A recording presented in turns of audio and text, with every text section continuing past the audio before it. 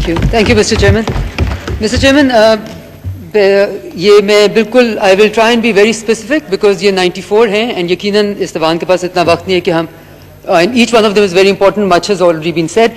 But before I go, I will only speak about 4 of them and in a little bit of detail, using figures from government's own documents, just to make the case that these are indeed there's an important case to be made. But before I do that, Mr. Chairman, with your permission, if I may just say that in some ways the malice that prevails in this country is represented in this House as we speak. Mr. Speaker, Mr. Chairman, there is the legal way of doing things, there is the constitution, there is how things are meant to be done, and there is how things are done.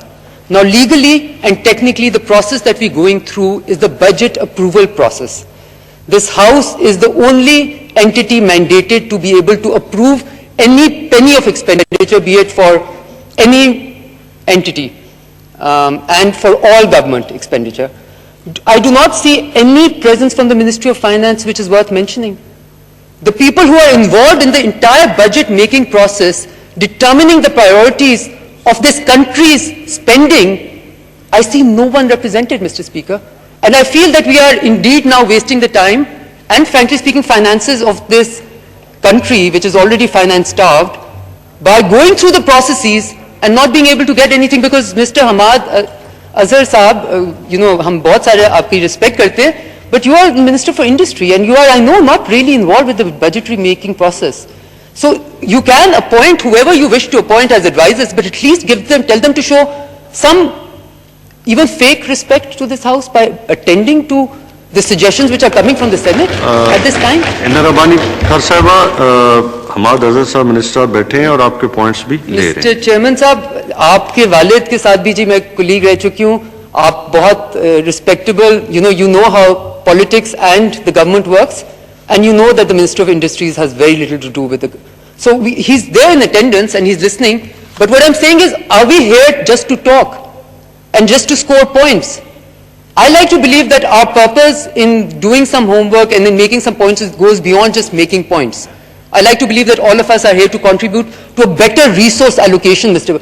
Chairman, and that is what a budgetary process is all about, because the pie is limited and the weight on the pie or the resources that are required to be able to fulfill all the urgent needs of this country and its population are far more.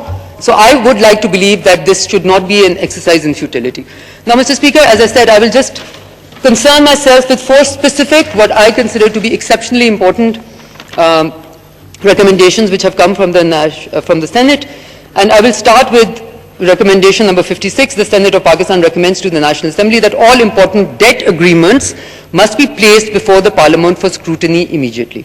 Mr. Speaker, the Prime Minister spoke ad nauseum about the debt situation of this country prior to his taking power and how the previous governments made the debt situation, gave him a debt burden that was impossible to deal with. Now, Mr. Speaker, I have over here the Economic Survey of Pakistan, annexures page number 59, which tells you that from 2012 to 13, because again, numbers में हमेशा कहा जाता है, hey, फिर हो गया, आपने ये number किया, आपने वो number किया. Let's talk as a percentage of GDP. Debt servicing as a percentage of GDP. None of us can, contest this number. It's an uncontestable number. So from 2012 to 13 till today, these are the figures that you've given. The debt servicing as a percentage of GDP was always in the range of 5.4 to 5.8 maximum. In your previous year, it was 8.1, and provisionally only up till March, it is 6.1. Now let's go to the specific numbers. Public debt, right? Because every government which has come has said that we are carrying the burden of the previous government. Every government which has come, since as long as I remember, says कि हम पे कर्जे छोड़ गए, हम पे इनके कर्जे बुकताते आगे. But numbers don't lie, Mr. Speaker. Certainly percentages don't lie, right? So I gave you a percentage of GDP which should be, I believe, the most pertinent, specific number, right? Now, if you want to go into the nominal figures, then आप कहते हैं कि जी आपने इतना double कर दिया. मानते हैं, आपको मैं बता देती हूँ, 2008 में जब पीपल्स पार्टी हुकूमत में आई, 6.1 ट्रिलियन था आपका total public debt. Again, an uncontestable figure, coming from the Economic Survey of Pakistan, page number 171. 2013 में जब PMLN की हुकूमत आई, तो ये कर्जे जा चुके थे 14.2 ट्रिलियन पे. So from 6.1 they had gone to 14.1 trillion. Then in 2018 वो जा चुके थे 24.9 trillion पे. Mr. Chairman, as we speak, up till March 2020, they have gone up to 35.2 trillion. That's an increase of 11 trillion rupees in the last year plus, in the last less than 2 years. So the context of what we say is exceptionally important. Therefore, this recommendation of the Senate, I fully endorse it, Mr. Speaker, and our party endorses it for the reason that taking on debt must be for the benefit of the poor of this country, for the citizens of this country. Another interesting detail, which frankly speaking I couldn't find the figure in any of the documents which are available with us, is that a lot of loans are taken in where you have to pay commitment charges without the loans being utilized. Hamad sir? I'm speaking about the commitment charges that we end up paying, and if in your winding up, if you can tell us what is the total quantum of commitment charges that Pakistan is paying on loans which have been committed by the ADB and the World Bank and many other multilateral and bilateral institutions. However, you are never able to utilize those loans, and do you know what happens? Without using that money, you end up paying interest on it, and on top of paying interest on unutilized loans, you actually also end up paying commitment charges in millions of dollars. Mr. Chairman, I believe this country can't afford that. Therefore, every document, every loan document, as this recommendation number 56 says, must be placed before the Parliament. I think the Parliament is best placed to be able to scrutinize it and to be able to make sure that it fits within the priority list of this country. Mr. Speaker, the second recommendation I would like to talk about in certain detail is the Senate of Pakistan recommends to the National Assembly that the budgetary allocation of Higher Education Commission should be enhanced to 100 billion. Mr. Speaker, again, an exceptionally important point. For the simple reason, Mr. Speaker, that we, in the resource allocation that we do, we demarcate what will determine the future of this country.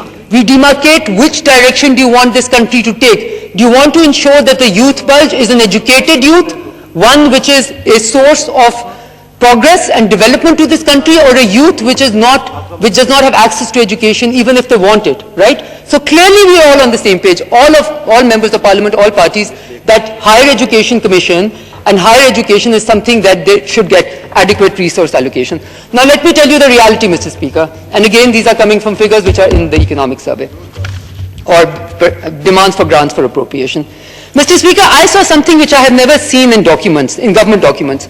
On page number 71 of demands for grants and appropriation, on the heading of, under the head of HEC, Mr. There is no actual expenditure for 2018-19 given. It's a blank column. There is no budget estimate of 2019-20 given. Again, a blank column. No revised estimate for 2019-20 given. Blank column. And then there is 2020-2021 budget estimate of 64 billion. I just fail to understand how is that even possible for something like this to be printed. This looks like exceptionally irresponsible behavior. So I go back and try and figure out what the numbers were, Mr. Speaker, and you find out from previous economic surveys. First of all, Mr. Speaker, I want this House to take notice of this, because you cannot place documents in front of this House which are empty, which are half-filled. And we would want an explanation to this. Page number 71, demands for grants and appropriations. Mr. Speaker, we find out that in 2019-20 जो नया पाकिस्तान बनाने वाली हुकूमत जब आई, तो 2018-19 में जो the HEC asked for 103.5 billion as its allocation. The HEC was told that they could only be allocated 58 billion. That is half of what the HEC asked for. Interestingly, that happens to be even less than what the PMLN government had allocated to the HEC in the previous year. Unbelievable, does it not seem? This doesn't look like the right priority that you want to pursue. Then you find out that in the development budget also, they were only given 29 out of the 55 billion that they had asked for. And the actual allocation was about 29.47. Mr. Speaker, this year too, as I'm showing you from this document, the allocation that has been made is 64 billion rupees. This is clearly not in line with the requirements, Mr. Speaker, and therefore you have the Chairman HEC, who was left with no option but literally to go out and give interviews and say that I do not have money to give to pay salaries. Is this what your commitment to the education of the poor, of the youth of this country, Mr. Speaker? Terrible, terrible, terrible choices we're making over here. And for which Shafqat Mahmood there was... And yes, and here we have to sit through the Prime Minister praising Mr. Shafqat Mahmood for his unginet services to the field of education. Mr. Speaker, yehi hai, this is the problem. Your words must match your action. We are not going to judge you by your beautiful words. We are going to judge you by the prioritization that you do that is reflected in these official documents that you have placed in front of us. Perhaps you thought we'd never go through these documents. That's the best excuse I can come up with. Mr. Speaker, uske baad, you have on, the third recommendation I would like to spend some time on is that the Senate of Pakistan recommends to the National Assembly that a realistic tax collection target should be set instead of 4.9 trillion as set by the FPR. Mr. Chairman, it is embarrassing to this House that the budget, that documents that were placed in front of us and the estimates that were given, we were off them by 30%, Mr. Speaker. And I am embarrassed once again to say that we are going to repeat that history again and make the same mistake again. Now, can I tell you the repercussions and ramifications when you do a thing like this? When you make these very unrealistic estimates and hand them over, and then they expect us as a rubber stamp to pass them. Because clearly rubber stamps, we all are and are expected to be. But Mr. Speaker, मैं आपको इसकी एक छोटी indication देती हूँ as to what ramifications does this have. First of all, कहा गया, हमने तो नया टैक्स ही नहीं लगाया. हमने किसी किस्म का नया टैक्स नहीं लगाया और फिर हमाद साहब आपने अपनी स्पीच में ये कहा कि हमने अवाम की खातिर, कोविड की खातिर अवाम को 47 रुपीस डीजल कम किया. आप हमें बेवकूफ समझते हैं? क्या इंटरनेशनल प्राइसेस ऑयल की 70 को छू रही थी और वो 0 पे भी आ गई और 20 पे भी गई और 30 पे भी गई और अभी 40 की रेंज में?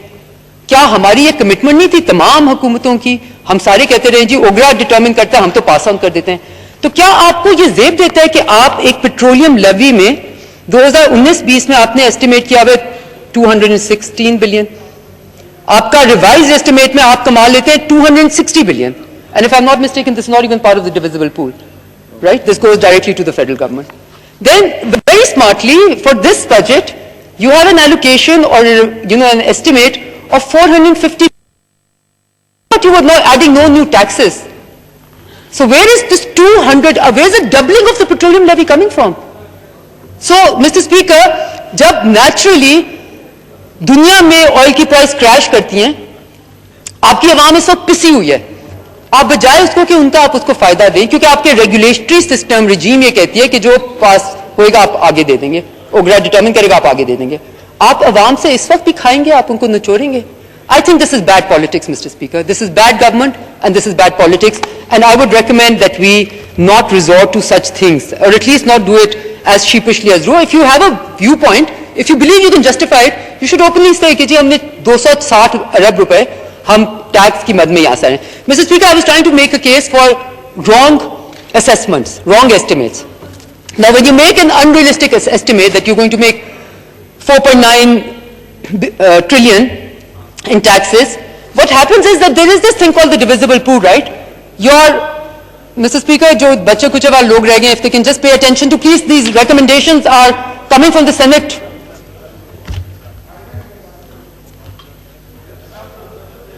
I'm sorry, the 5 people of the treasury benches which are still represented over must at least take this slightly more seriously. Order in the House, please. Mr. Chairman, I was just trying to give you an indication of how this creates a whole dominoes effect of wrong planning, of wrong prioritization. So when the federal government says, Kiji, we will be able to collect 4.9 trillion, what happens is there's something called divisible taxes. And then Balochistan, Khyber Pakhtunkhwa, Punjab, Sindh, everybody makes an assessment from there, what is their share, right? And one of them thinks their share is going to be 281, the other thinks that it's going to be 507, Punjab thinks it's going to be 1.6 trillion, Sindh thinks it's going to be 761 billion. And guess what? You're not able to collect even, you're only able to collect 70% of those taxes, and what happens with all of the provincial expenditure, Mr. Speaker? So that's why your budget making process has to be a realistic process. It cannot be a pie in the sky, it cannot be, it has to be based on fact, not fantasies. And is it not true that you actually missed your targets by 30%? And in this COVID times, the Prime Minister has agreed with everyone else that these are going to be harsh times. By saying that you're adding no more taxes, are you expecting incomes of people to increase so much that your tax pool is suddenly going to increase? So I think, Mr. Speaker, this is a very, very unrealistic assessment, and therefore I fully concur with the views of the Senate and support the recommendation that the assessment of the target should be realistic. Mr. Speaker, the fourth and the last point which I would like to speak a little bit about is recommendation number 85, which says the Senate of Pakistan recommends to the National Assembly that government should raise the amount of funds allocated for locust control in 2020-2021 from 4 billion to 8 billion, keeping in view of the losses suffered by our small farmers in the locust affected areas. Mr. Speaker, again, if we were to base our assessment of this government by the words they speak, we would all be very happy. Because the Prime Minister stood here and said that his government was very aware that in these times agriculture is an exceptionally important area, and because of COVID everything else is being deeply affected, agriculture is what requires a lot of attention. Mr. Chairman, however, what we do see is that President Zardari over here last year in the budget, during his budget speech, warned us about locust. And we see no privatization. Yes, you may have authorized somebody to spend so much money, but what effect has that had? Are the provinces not telling you that they do not have the aprons which the federal government was supposed to send their way for this particular purpose? And if that is still not being done, then what confidence are we supposed to have in your resource allocation or attending to this very, very important issue? Mr. Speaker, if you want to get a sense of how important agriculture is and how much it has been neglected, again, I will go back to their own figures of how agriculture has. We can't rely on how good your intentions are, we have to see how good your work is. Unfortunately, your work gives us very little to be thankful for, especially in the agriculture sector. So if you look at their performance, Mr. Chairman, in financial year 2019, crops have actually seen a negative trend of 4.9%, important crops of a negative 7.6%, cotton ginning of negative 12.7%. Mr. Speaker, I do not remember another year in our country's history where we have posted such negative growth. And for this particular year, provisionally, we are expecting, mashallah, 2.9% growth in agriculture. Isn't that much to celebrate over? That this agrarian-based economy will perhaps see a 2.9% growth. And even in this year, we have a negative 4.6% growth in cotton ginning. And Mr. Speaker, I think it is unprecedented. We have never done very well in cotton. Cotton is supposed to be exceptionally important. We all agree that if you were to choose between sugar and cotton, this country deserved to have chosen cotton many, many years back. But we can still realign that priority. In this particular year, Mr. Speaker, I believe 9 million bales is all we could do. Now that, to my living memory, is perhaps the worst performance. And our fear is that if you continue to ignore this locust problem to the proportion that you have ignored in the last year, we will see even a worse crop. So, Mr. Speaker, I lay these recommendations of the Senate and my my recommendation or analysis of that with the full knowledge that nothing is going to come out of it. I think that's a sad, sad reality, which was perhaps always true for the Parliament, Mr. Speaker, but this reality has become one that faces us in the face in a very, very, in a very crude manner during the PTI government. And Mr. Speaker, as I say, please, मैं आपको chairman साहब मैं आपसे ये इल्तिजा करूंगी, ये होता रहा है कि अगर फाइनेंस मिनिस्ट्री से लोग नहीं आए हुए, हाउस की प्रोसीडिंग्स रोक के आप उनको बुलाएं जी, हम लोग यहाँ पे काम करके, our job is not to watch ourselves on television speaking these things to We can go to our houses and make these speeches. The idea is that we should be able to get something out of it for the people of Pakistan. Finance से आए हुए हैं लोग. Mr. Speaker, Mr. Chairman, sorry, but कौन आए हैं जी? What level? I don't see the finance secretary over here. I'm sorry, that person will not qualify. Because he's worked under me, I know what his duties are in the finance ministry. Doctor साहब आप बताएं जी. हाँ, मैं list मंगा लूँ. Mr. Speaker, Mr. Chairman, मैं सिर्फ आखिरी आपसे ये कहना चाहूंगी, Mr. Speaker, Mr. Chairman, ये पार्लियामेंट ऑफ पाकिस्तान है, यहाँ पे माली साल का बजट पेश नहीं बल्कि मंजूर होने जा रहा है, right?